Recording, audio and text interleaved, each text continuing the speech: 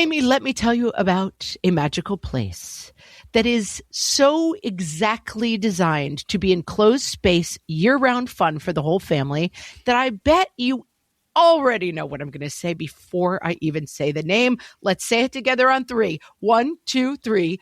Great Wolf Lodge. You got it, Amy. My kids loved Great Wolf Lodge when we went. You probably already know that it has a huge indoor water park with a wave pool, lazy river, a bunch of massive water slides. But then your pack can hit the other attractions because wait, there's more. Great Wolf Lodge has adventure-packed attractions like Magi Quest, a live-action game kids can play throughout the lodge, plus the Northern Lights Arcade. Spent some quality time there, so your kid who loves the lazy river and your kid who loves fantasy games will both have a great time. Great Wolf Lodge also offers great dining options and complimentary daily events like nightly dance parties, all under one roof. Unpack the car once and you're settled in to have fun. And with 22 lodges across the country, you're always a short drive away from adventure.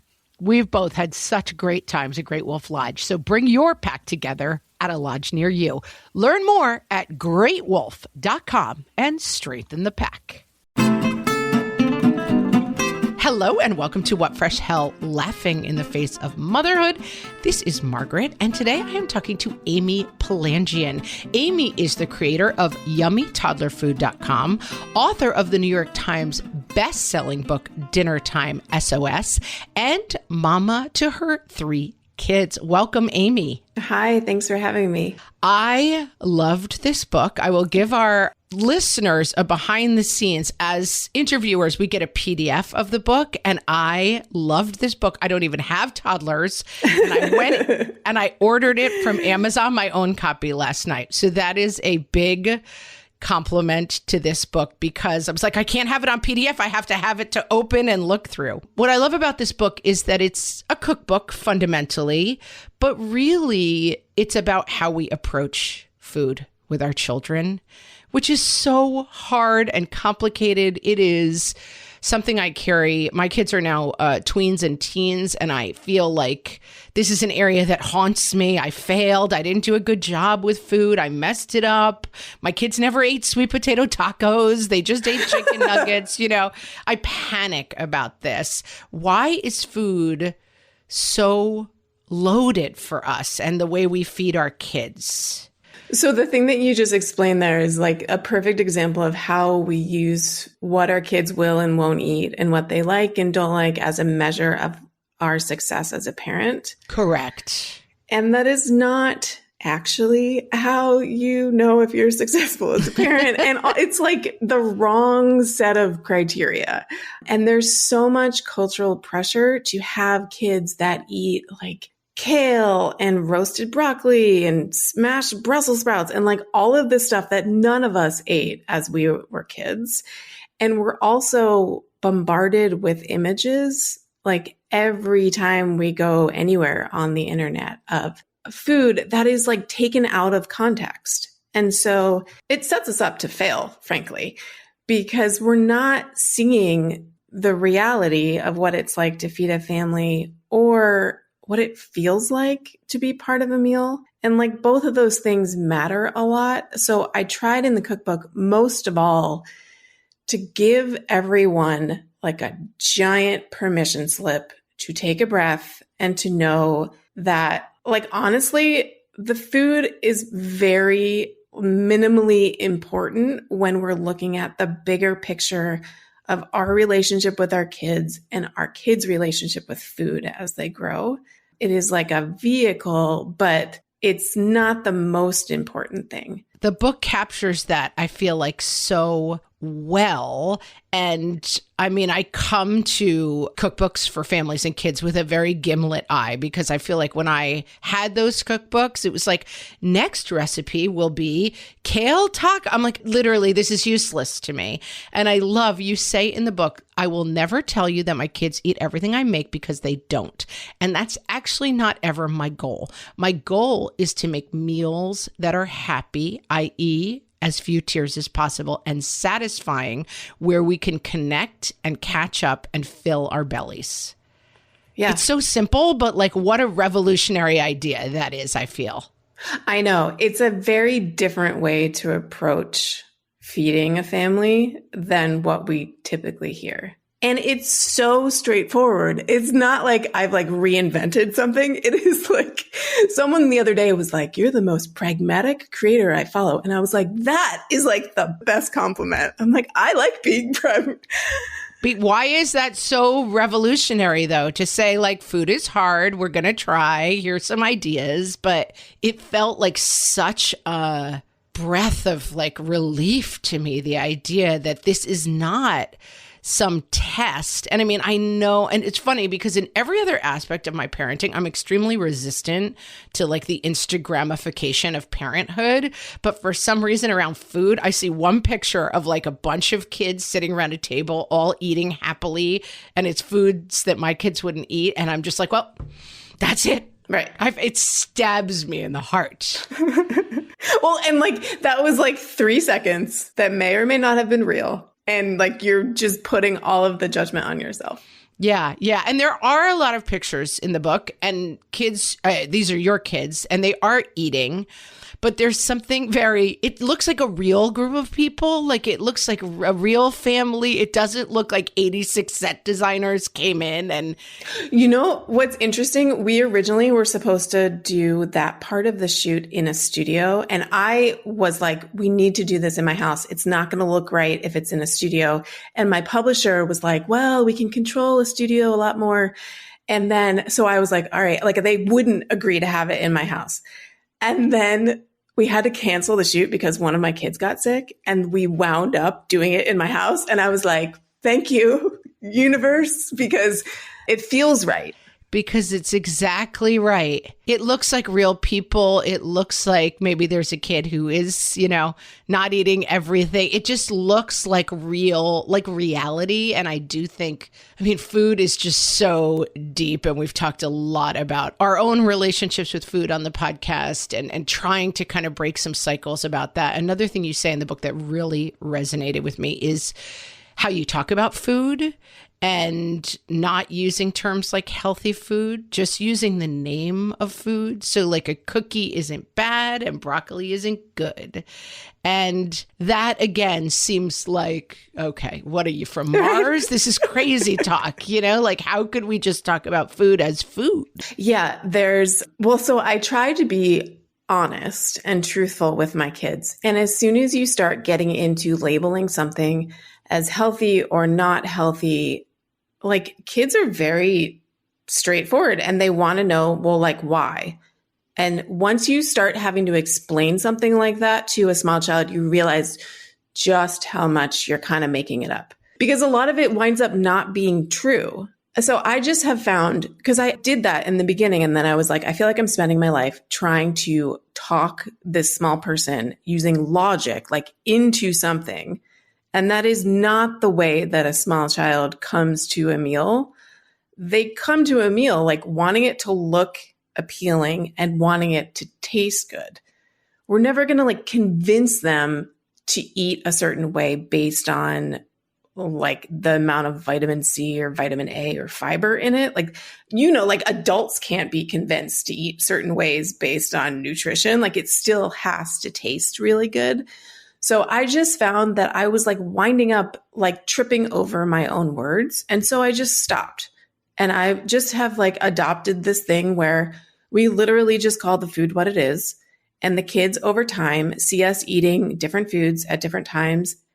And they will know intuitively based on the culture in our house, what we eat more of and what we eat less of and what mommy buys at the store. And there doesn't have to be this like huge nutrition education component to feeding kids, because they're going to pick it up from watching you, and they're going to get confusing messaging everywhere else. And so I want us to be able to come to the table and eat from what I've put there, because that's my job, and not have it be the kids' responsibility to like make quote unquote good choices at their meals, because that's not age appropriate. Like I had this conversation with my 11-year-old the other day about the options in the cafeteria and how sometimes the school is telling them to like make quote unquote healthy choices. And we were talking about if the school is putting food in the cafeteria that they don't want the kids to have. That's not a fair dynamic. They're making the kids do something that is an adult job, which is deciding what the food available is.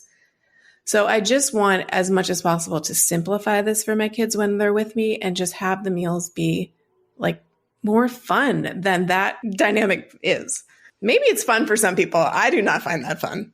I was so tied in knots about this when my kids were young, and we just had a lot of fighting at the table. I will say you emphasize a rule in talking about how to make family dinners work that someone told me a long time ago. It was the most useful piece of advice about nutrition or meal times. It had nothing to do with nutrition. That was, you can talk about anything at the table except for food. And that really did help our family in terms of, we're not going to talk about what we like and we don't like, and this is gross, and do I have to this, and do I have to eat 3 bites of this, and then you get dessert. Like, making food not the center of the conversation, and it kind of pulls you out of a lot of battles around food as well. Yeah, it immediately opens up the opportunity to like have actual conversations. Yes. And to not have like every meal become that thing that we were talking about in the beginning, where it's like a chance for you to prove your worth, or for the kids to like prove something. Like, we just need to take that out of the equation. And it's, it's not easy. A lot of this is incredibly difficult to do. Right. We're making it sound maybe a little too facile. Yeah. Yeah. I'm not saying like we get to the dinner and everyone is like delighted to be there and they're, so happy with the options. Oh, like, mother, you've done such a great job making me this meal. No, doesn't happen. Everyone sits still. Yeah. Like, it's not that. It's just removing part of it that creates a lot of pressure that can make the rest of it easier. Not necessarily easy, but easier. But easier. That's what we're going for. I am talking to Amy Palanjian, the author of Dinnertime SOS, and we'll be right back. Hellions, it's time for some spring cleaning, and I don't just mean the coat closets. Doing your financial spring cleaning can actually be super easy when you let Monarch do your financial spring cleaning for you. One dashboard that gets your entire financial life organized. No more clutter, no more mess, no more logins scattered everywhere, just accounts, investments, property, and more, all in one place. Get your first year of Monarch for half off, just $50 with promo code FRESH. Monarch allows you to look not only at what you've already spent, but also to plan for the future. With Monarch, you can set savings goals, plan for big purchases, and notice spending trends before they become a problem. I can generate cash flow reports that show me what we spent this quarter, this month, what we're probably going to spend next month, and feel prepared, organized, and knowing how to plan for the future. No more surprises and a lot more clarity. Try Monarch. Use code FRESH at monarch.com to get your first year half off at just $50. That's 50% off your first year at monarch.com with code FRESH. My favorite skincare products actually feel more like self-care, like they're so nice to put on and they smell so good that I'm actually happy when I get to that part of my day. And I swear that is how I feel about Osea's anti-aging body balm. Amy, you are usually the lotions and potions queen on this podcast, but I have to say, hard agree. Osea's anti-aging body balm is a liquid silk body balm that combines the lasting hydration of a lotion with the firming power of a serum, leaving skin smoother and firmer. This body balm is clinically tested and designed to deliver visible results you can see and feel. So we've gotten to use this product for a couple of months now, and I swear I have really noticed firmer and smoother skin, like on the back of my hands. It's like getting a mini spa treatment from head to toe. Get a spring-worthy glow with clean, clinically tested skincare from Osea. And right now, we have a special discount just for our listeners. Get 10% off your first order site-wide with code FRESH at OseaMalibu.com. That's 10% off your first order with code FRESH at OSEAMalibu.com. All my kids learned to swim when they were little. It was super important to me that they be confident and safe in the water. There was only one problem with that, taking them to swim lessons. I mean, the pools were freezing. There were always cranky adults doing laps right there. And it was definitely not, for any of us, what you would call fun. Amy, heard. But now there's Goldfish Swim School. Goldfish takes a really thoughtful approach to swim lessons, combining research-based teaching with a warm, kid-friendly environment that actually helps kids thrive in the water. Every detail at Goldfish is thoughtfully designed to create a golden experience, from shiver-free, warm indoor pools to comfy waiting areas for parents to professionally trained lifeguards on deck. Goldfish uses an approach called the science of swim play, which combines guided play with proven teaching techniques to help kids learn to swim, build water safety skills, and gain confidence, all at their own pace. Lessons are designed to meet kids exactly where they're at. If you've been thinking about swim lessons or just wondering where to start, this is a great opportunity. Right now, Goldfish Swim School is offering a waived membership plus your child's first lesson free at participating locations. Just visit goldfishswimschool.com/free to find a location near you and enroll using promo code FREE. That's goldfishswimschool.com/free, promo code FREE. So let's talk a little bit about people who haven't seen the book. And I know myself, my old self listening to this podcast is like, but what about this? But what about this? But what about kids who don't eat? But if I gave my kids choices, they would always just eat bread and leave the table. But my kids are going to leave the table hungry. And you do dial into these questions. I want to be clear. It's a cookbook with beautiful pictures and recipes, but there are like interstitials, as we used to call them in television, that kind of break in and give really lovely and approachable tips about how to make these things practically work. So when you talk about offering choices and trying to take the focus off of food, let's talk for a moment to the person who might have been me, that is like constantly panicking. I had a very, very restricted eater. And I will say, for parents dealing with this, it just got better over time. It really did. It just opened up. I don't know if it was texture or this is a child who had some other developmental issues, whatever was going on, it got better over time. But when I heard a lot of advice, I kept thinking, well, that's not my kid. That's not my kid. My kid would always just eat a roll and leave. And so how do we temper kind of big picture eating advice for people who have kids who maybe feel like that advice doesn't fit for them? So first, I would check in with your pediatrician. If you have specific concerns, talk about them there, because you can have like iron levels tested. You can make sure that the child is growing. You can make sure that they're on their own growth curve. Remember that pediatricians don't always have a lot of nutrition training. So you may get some advice that is not necessarily going to line up with what I'm saying. And I am not a pediatrician. I'm just saying sometimes we need to take, anyway, that is like a whole other thing. But if there like are specific concerns, like if you're concerned about iron, if you're concerned about protein, if you're concerned about growth, those things can be checked. And if they're checked and there is not a problem, then you let that go. If they're checked and there is a problem, then you have a solution, which might be a supplement. It might be working with a feeding therapist for one-on-one help, which if you have like a very selective eater, that's going to be a better option for you than going to the internet, because you're going to get a lot of advice that doesn't work for you. And then I would say, if you have a child who is old enough to communicate with you, sit down together and make a list of all of the meals that child likes. Like, even if that list is plain buttered pasta, grilled cheese, like even if it's super basic things, make the list together and make it a thing that you're doing like to have fun and to like be together. And then, so what we did this in my house, and I have it on the fridge. And so whenever I'm planning our meals for the week, or I'm not sure what to make, I look at that list and I'm like, we're going to pick something from here. And it might be as easy as like, you then serve the chicken parmesan you had planned to serve with pasta all assembled together in different components on the table. So one kid can have the plain pasta with their milk and strawberries. Everyone else can assemble their dish all together and eat it mixed.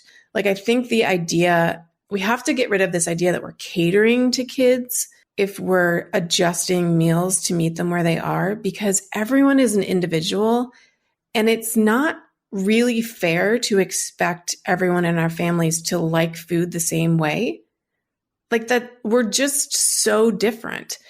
And there are ways that you can serve the same foods and then allow freedom within that. And like, that's the place where I have found a lot of freedom. Like last night I made pasta. I had warm marinara sauce on the side. We had Caesar salad, chicken nuggets, and strawberries. So like I put my pasta with the sauce, I cut up the chicken, and then I put like sheep's milk cheese on top. And it was like this delicious mix of textures and flavors. And then each of my kids had like a different assortment of those foods. One of them was not better than the other, and we all ate from what was there. It's just changing like the way that you're thinking about presenting the food. This also works with like, if you take something like a burrito bowl and you have like a baking tray, you can put all the ingredients for that on the tray and then everyone can serve themselves. And then if you're concerned about like, well, my kid only eats the rice or the bread or the cheese, like zoom out to see what they're eating over the course of a whole week. You probably will have different food groups in there. Like in the case of a very extreme selective eater, you may not, and that would be the time to get some outside advice. But for most kids, it is going to look much more diverse if you zoom way out.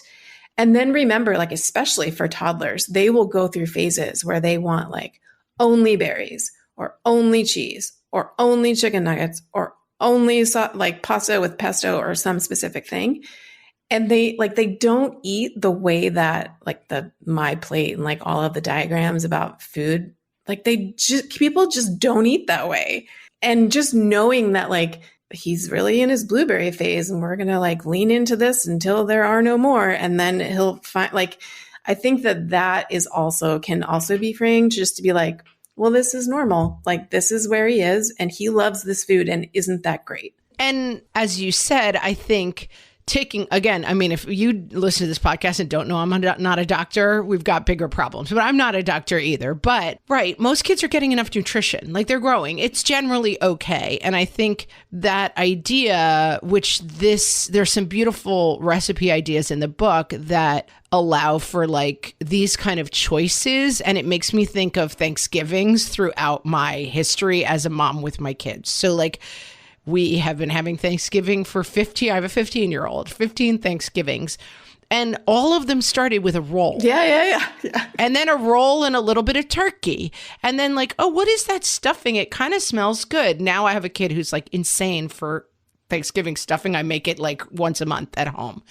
And mashed potatoes, they're also white. And okay, then we'll try the plain green beans. Now we're into the casserole. Like this is an evolution. And I think that the grace of this book is that this is how I am too. I don't like the weird potatoes with marshmallows on top. That's gross to me. Like who would eat that? Also, like we're comparing the way that we eat adults with our like lifetime of experience with food and using that as the expectation for how kids should eat. And like, that's not fair. And also like you're saying, like we adults don't often recognize the fact that we don't like every food. And how would we feel if someone was making every decision about food for us? Like that would feel pretty terrible. Yeah. And there's foods like I don't eat oysters, right? If I sat down at a table and someone was like, you're not leaving this table until you eat 4 oysters, that would be my worst night ever. Like it's gross to me. And then I know other people for whom that's their, favorite luxury food. But yeah, I think that taking a perspective that is just less pressured around food is so helpful. And that the idea that this, again, not trying to give medical advice, but the idea of like, this is probably okay. Where most kids are is probably okay with food. And another point you make that someone told me a long time ago, and it's again like scales falling from the eyes, is that we put so much emphasis on dinner as a meal. And that dinner is actually not the greatest meal to focus on. Kids sometimes aren't hungry at dinner time. They've snacked a lot. They're tired. They've got other things on their mind. Talk a little bit about dinner and why we kind of overemphasize dinner. And that's sometimes where we go off course. Yeah, you'll see all those studies about how like having family dinner can basically prevent like every bad thing from ever happening to your child. Sure. Your kid will definitely go to Harvard if you have family dinner. Walk-in touchdown. That's like a classic example of like correlation, not causation. Like is that the thing, or is it like the rest of the way that that family lives? Oh, it's our favorite topic on the podcast. Don't get me started on the marshmallow test. I'm like, that is not testing patience. So I think we're putting all the emphasis on the meal when the kids are the most tired, the adults are the most tired, and there are most usually foods that are more difficult to eat. And then when you have younger kids, it's actually very common for little kids not to be hungry at dinner, not because of snacking, but because a lot of kids front load their intake earlier in the day. And then at the end of the day, they want comfort and they want to go to sleep. And so a lot of kids, like the most common question I get is, why won't my 14-month-old eat? Why won't my 17-month-old eat? They used to eat everything. And it's like, because their growth has slowed down in comparison to when they were a baby, and they are just wiped out at that time of the day. So if you can remember that, and like, we don't have to save vegetables just for dinner. I think that's like part of why vegetables can be so, there are a lot of reasons why kids don't want to eat vegetables, but part of it is because we're saving them for this time of the day when they just like, they're hungry. If they're hungry, they can be very hungry and they just want to eat something that's easy to chew and comforting. And we're asking them to like, go above and beyond and have this like sensory experience with something that they don't see all that often. So like, this is one of the reasons that I use produce and vegetables in a lot of recipes in a lot of different ways, is to sort of just like make them more commonly distributed throughout normal life. So like, we'll put vegetables in smoothies or vegetables in muffins, like not in a gross, like stuffing it in their way, but like in ways that adds flavor. Like sometimes I put shredded carrots in oatmeal and make like a carrot cake flavored oatmeal, or like carrot cake muffins types of things. So I think, and also like when you have kids who have activities, dinner can be like a nightmare of logistics because there's like 10 minutes to eat. You have to somehow make dinner when you're running around town.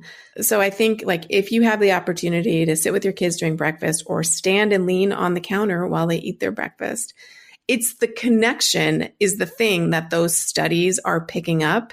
It's the time between a parent and a child where a parent is paying attention to a child that matters. It's not the food. So just look for like those little moments where you can do that throughout the day and then take the pressure off of dinner. I love that. I'm talking to Amy Palanjian. She is the author of Dinnertime SOS, and we'll be right back.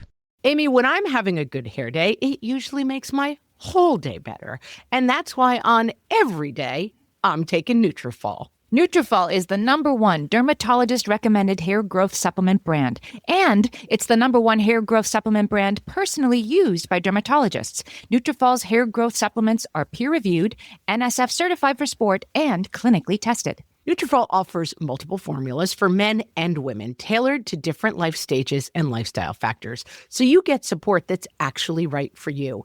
Adding Nutrafol to your daily routine is easy.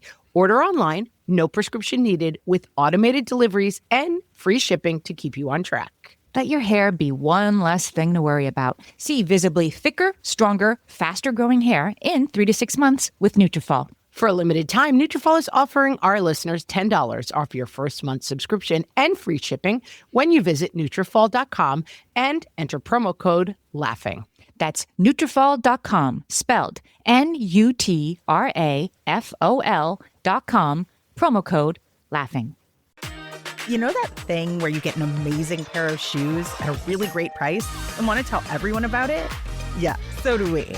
Here at Designer Shoe Warehouse, we'll give you something to brag about, like the latest styles from brands you love, or the trends everyone's obsessing over, or shoes that make you feel like, well, you. So go ahead, show off a little. Find shoes that get you at prices that get your budget.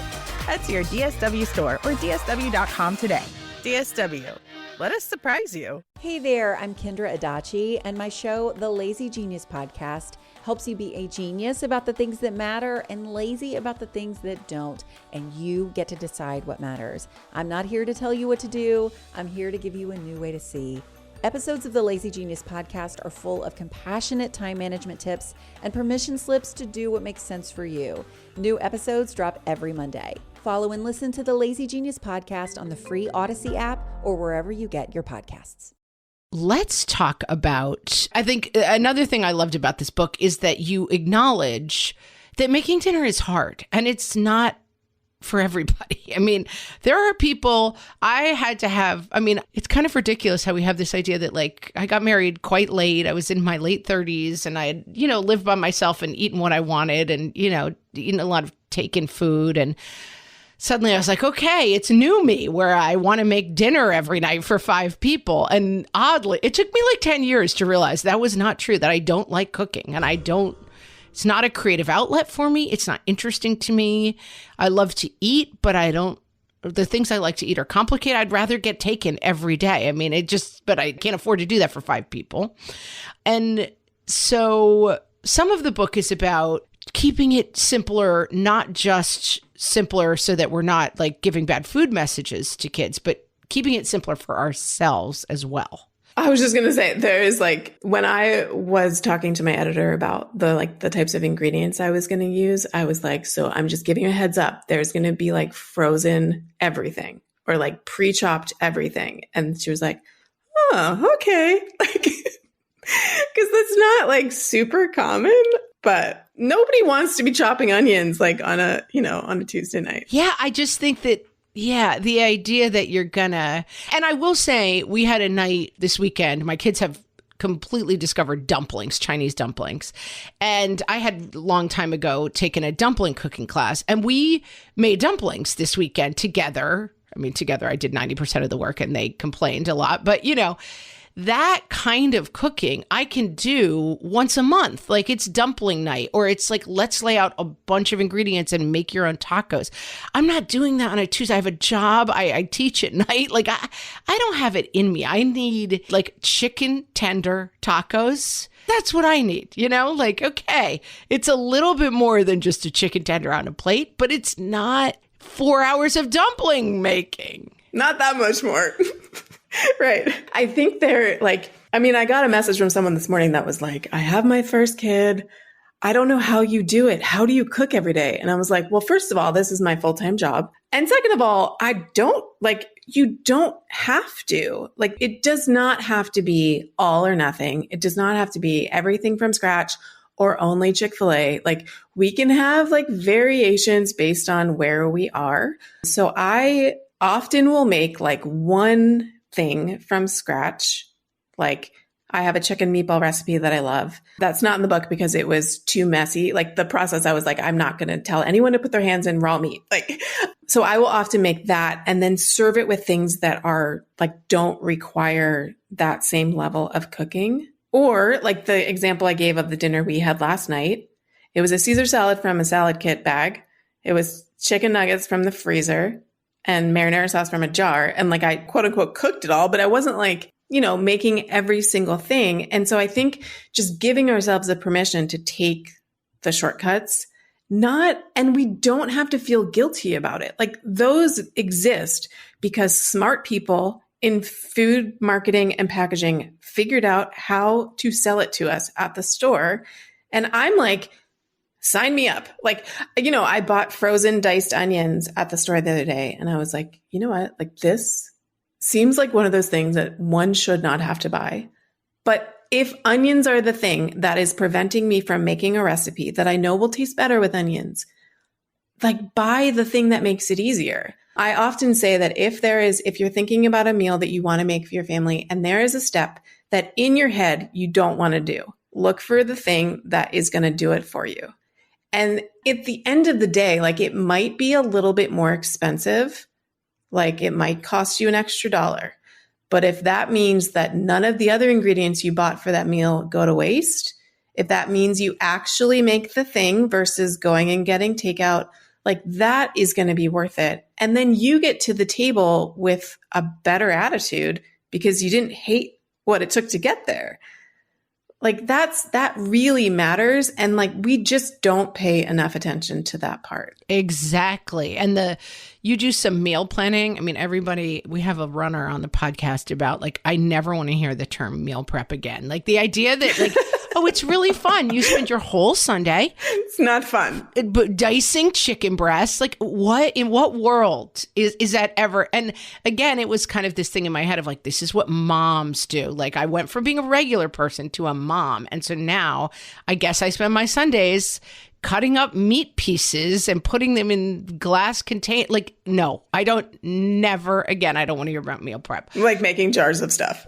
The idea, like you have a very approachable kind of meal planning idea where it's okay for it to be, all right, Monday night we're getting takeout pizza because that's the night I teach. Fine. Okay, Tuesday, Dad knows how to make quesadillas. He can do that on Tuesday. Wednesday, maybe I'll like roast that chicken that I have and buy some mashed potatoes or whatever that goes with it or make them whatever. It's using the tools that are useful. I think meal prep, I understand it because if I have to open the fridge every day at 4 and think like, what's for dinner? It just gets overwhelming. Yeah. If you have a general idea of what you're going to make, it just can reduce your stress. And also it limits the amount of decisions that you have to make. So like if I know that tonight I'm making stir fry, I know I'm going to get rice. Either I'm going to pull it out of the freezer or I'm going to make it. And then like I generally know what's involved in that recipe. And I'm not starting from scratch, which is that's the thing I want to avoid.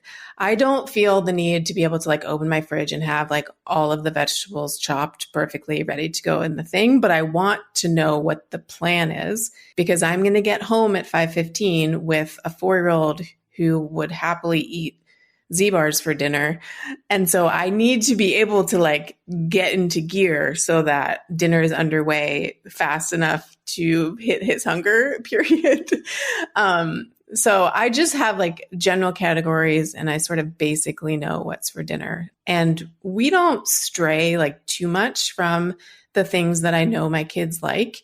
But we do have opportunities like if we go out to dinner, like we have a Japanese place that we really like who has great dumplings, which is where we get our dumpling fix. And then I remember that every day at school, my kids are getting different food than what they get at home. So that has also freed me up from feeling like I need to keep introducing new foods. They're already getting a lot of new foods. And so I'm like, I'm going to stick with what I know works. And you also say, which I think is, again, totally like, what kind of crazy idea is this? Making foods that you like putting yourself at the center of the meal. And I think that is something that nobody thinks about. And I know I grew up in a house mostly because of work schedules where the kids and the parents ate separately and that we had Sunday dinner together. And I definitely had the feeling when I started cooking for my family, like, I guess I have to eat chicken nuggets for dinner now because they won't eat what I want to eat, which is maybe sushi, and they, like separating the meals. And I really like the idea of keeping yourself at the center of the meal because I don't want to cook for 5 hours and then listen to people complain. And it's not something I even want to eat.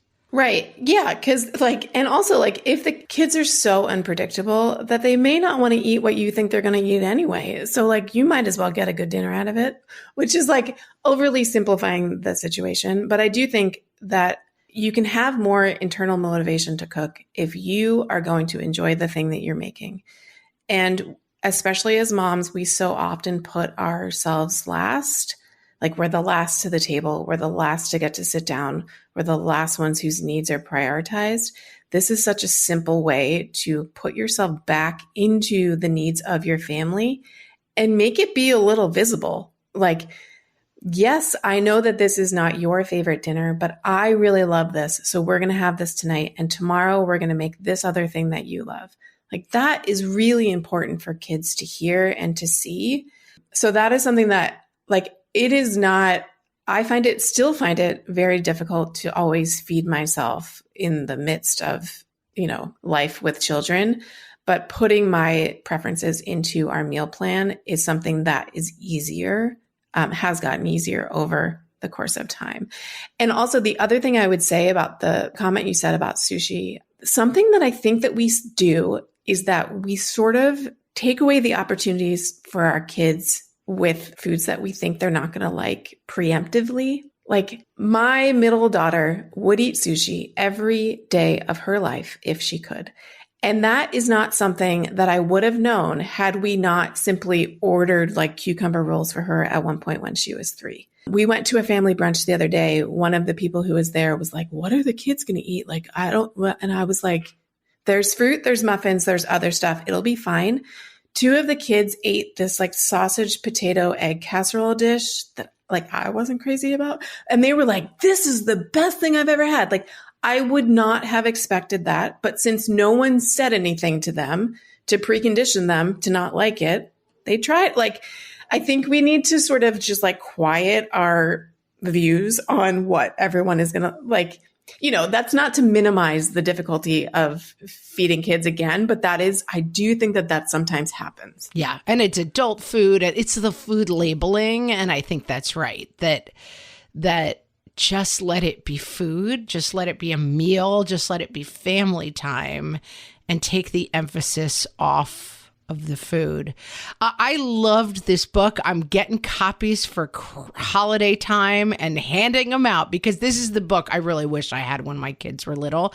Amy, tell us, our audience, where they can find the book. I mean, it's 2023. People know how to get a book usually, but tell them how to find you everywhere else you are. Okay, so Dinnertime SOS is available everywhere books are sold. And then you can find me at yummytoddlerfood.com and at yummytoddlerfood on all of the socials. Check this book out. I really, really recommend it. Amy, thanks so much for talking to me today. Thank you.